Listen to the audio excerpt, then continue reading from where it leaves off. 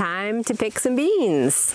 This is a beautiful little patch of Royal Burgundy bush beans, and this is a variety that I'm growing for snap beans. So I'm going to pick the beans as soon as they're big enough to pick. And obviously, if you're growing beans for dry beans, then you don't pick the beans. You let them fully mature and the seeds dry in the pods and then pick them then. And I'll show you about that a little later in the season.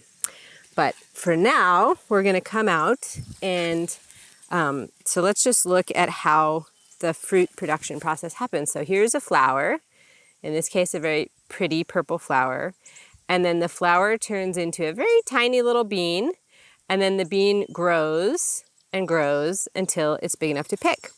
And you're going to want to pick beans every day or every couple of days.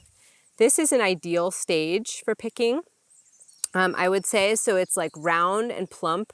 This is maybe a little bit on the small side, but you want it to still be tender. So if you pick snap beans and they're over mature, then the pod will become more fibrous. The string going down this suture in the pod will become really fibrous. And eventually the seeds will become sort of chalky and starchy.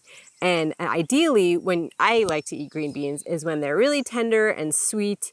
I don't have to deal with the strings, and the seeds are plump and full, but sweet and juicy and not starchy at all. So I'm gonna go through, and when you're harvesting beans, it's nice to harvest from the bottom up. So kind of dig around, lift up each plant.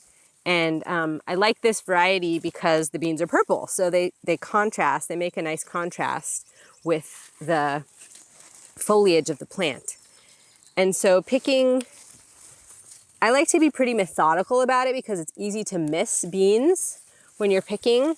So going down and lifting up each plant and picking the beans as you go. I actually picked yesterday afternoon, and today we're filming at about noon, so there's not a ton of new beans to pick, but it's still definitely worth doing. So beans, along with any other crop that you're going to be eating, the immature fruit, you want to pick them even if they're over mature. So I see one here.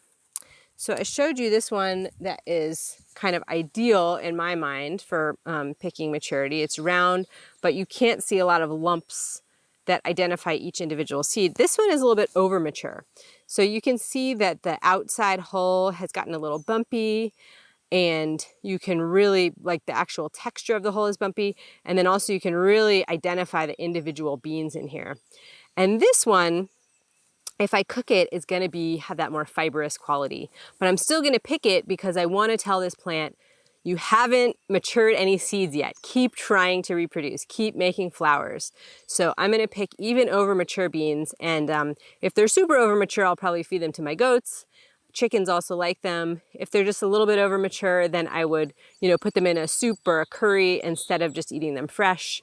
But that's up to you based on your taste. So that's the process for harvesting beans.